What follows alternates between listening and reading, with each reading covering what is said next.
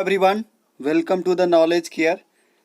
दोस्तों, खेलो T20 cues में आप सभी का हार्दिक स्वागत है। और आज हम शुरू कर रहे हैं खेलो और जीतो के साथ।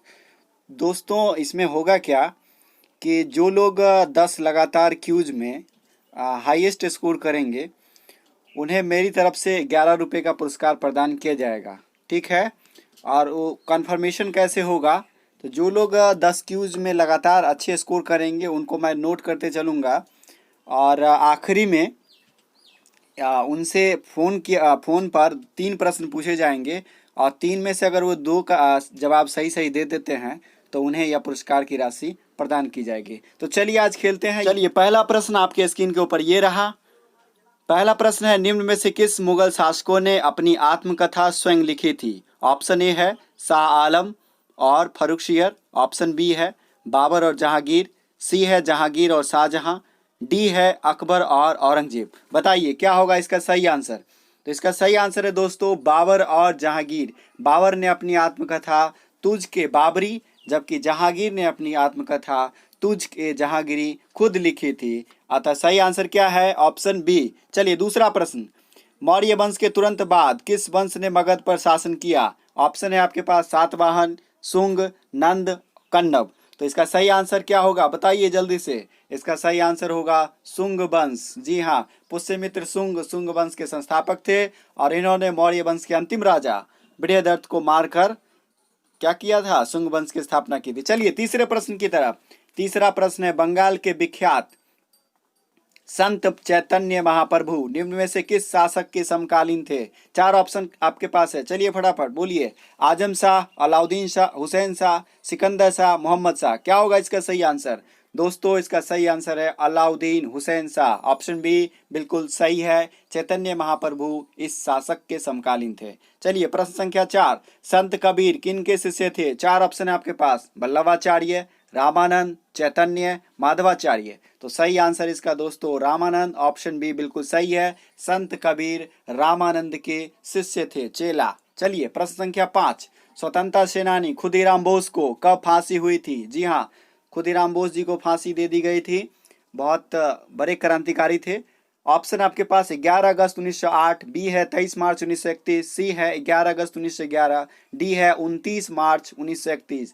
सही आंसर है दोस्तों इसका 11 अगस्त 1908 को खुदीराम बोस को मुजफ्फरपुर कांड के लिए फांसी दे दी गई थी। चलिए प्रश्न संख्या 6, ये है आपका छठा प्रश्न, क्रिप्स मिशन के प्रस्ताव को पोस्ट डेटेड चेक किसने कहा था? 4 ऑप्शन है आपके पास, सरदार पटेल, महात्मा गांधी, डॉक्टर अंबेडकर, जवाहरलाल नेहरू। जी हाँ, स्टेफोर्ड क्रिप्स थे क्रिप्स मिशन के अध्यक्ष और इसके प्रस्ताव को महात्मा गांधी ने पोस्ट डेटेड चेक कहा था। ठीक है, यानी कि ऐसा चेक जिसकी तारीख निकल चुकी है। चलिए प्रश्न संख्या 7, दूसरे गोलमेज सम्मेलन में भारतीय राष्ट्रीय कांग्रेस की तरफ से किसने भाग लिया था? 4 ऑप्शन आपके पास, डॉक्टर BR अम्बेडकर, महात्मा गांधी, राजेंद्र प्रसाद, जवाहरलाल नेहरू। तो दूसरे गोलमेज सम्मेलन आपको पता है कि 1930, 31, 32 तीनों लगातार वर्षों में 3 गोलमेज सम्मेलन हुए थे इंग्लैंड में। जी हाँ, रैमजे मैकडोनल्ड थे उस समय प्रधानमंत्री। तो उस समय दूसरे गोलमेज सम्मेलन में भारतीय राष्ट्रीय कांग्रेस की तरफ से महात्मा गांधी गए थे और तीनों गोलमेज सम्मेलन में भाग लेने वाले कौन व्यक्ति थे? डॉक्टर BR अम्बेडकर, जो कि भारतीय राष्ट्रीय कांग्रेस की तरफ से नहीं, इंडिविजुअली भाग लिए थे। ठीक है, दलितों की तरफ से। चलिए प्रश्न संख्या 8 आपके लिए ये है, किस एक्ट के द्वारा बंगाल के गवर्नर जनरल को भारत का गवर्नर जनरल बना दिया गया?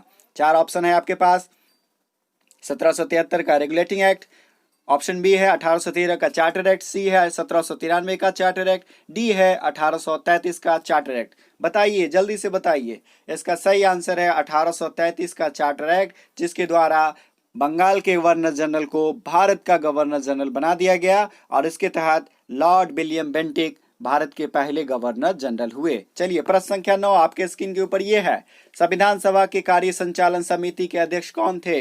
ये छोटी समितियां थी दोस्तों। 4 ऑप्शन आपके पास, राजेंद्र प्रसाद, बी है KM मुंशी यानी कन्हैयालाल मणिकलाल मुंशी, सी है BR अम्बेडकर, बाबा साहब भीमराव अम्बेडकर, डी है सरदार पटेल। तो कार्य संचालन समिति के अध्यक्ष कन्हैयालाल मणिकलाल मुंशी थे, जबकि संचालन समिति के अध्यक्ष डॉक्टर राजेंद्र प्रसाद थे। ठीक है, चलिए प्रश्न संख्या 10, अखिल भारतीय सेवा के सृजन का अधिकार किस सदन के पास है? दोस्तों 312 के तहत अखिल भारतीय सेवा का सृजन किया जाता है और 4 ऑप्शन है आपके पास, लोकसभा, राज्यसभा, किसी भी सदन को नहीं। ऑप्शन डी है, ए और बी दोनों को। बताइए क्या होगा इसका सही आंसर?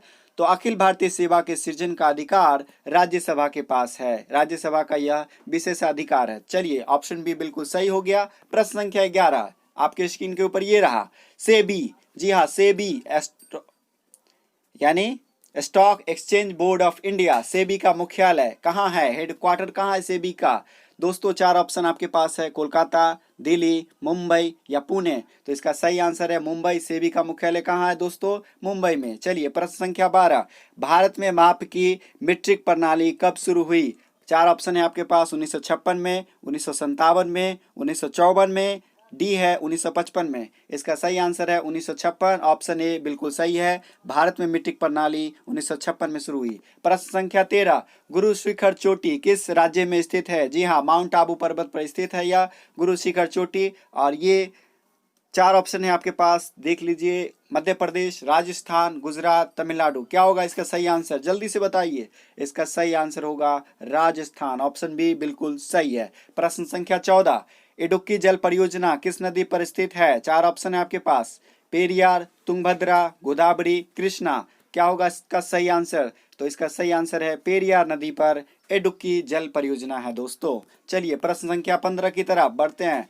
फाइलेरिया का संचार किसके द्वारा किया जाता है? 4 ऑप्शन है आपके पास, एडिस मच्छर, क्यूलेक्स मच्छर, एनोफिलीज मच्छर, स्वैप मच्छर। तो फाइलेरिया का संचार क्यूलेक्स मच्छर के द्वारा किया जाता है, अतः सही आंसर है ऑप्शन बी। चलिए प्रश्न संख्या 16, ये है आपका प्रश्न संख्या 16। जब किसी तालाब के शांत जल में पत्थर फेंका जाए तो तालाब के पृष्ठ पर उठने वाली लहरें कैसी होती है? कैसी होती है बताइए। अनुप्रस्थ, अनुदैर्घ्य, ए और बी दोनों। लहरें नहीं उठती है। तो पत्थर अगर तालाब के शांत जल में पत्थर फेंका जाए तो जो लहरें उठती है वो अनुदैर्घ्य तरंगे कहलाती है। ऑप्शन बी बिल्कुल सही है। प्रश्न संख्या 17, किसान दिवस प्रत्येक वर्ष कब मनाया जाता है? 4 ऑप्शन है आपके पास, 1 जुलाई, 4 दिसंबर, 18 मार्च, 23 दिसंबर। दोस्तों किसान दिवस प्रत्येक वर्ष 23 दिसंबर को चौधरी चरण सिंह जी के जयंती पर मनाया जाता है, अतः सही आंसर है 23 दिसंबर, ऑप्शन नंबर डी। चलिए प्रश्न संख्या 18,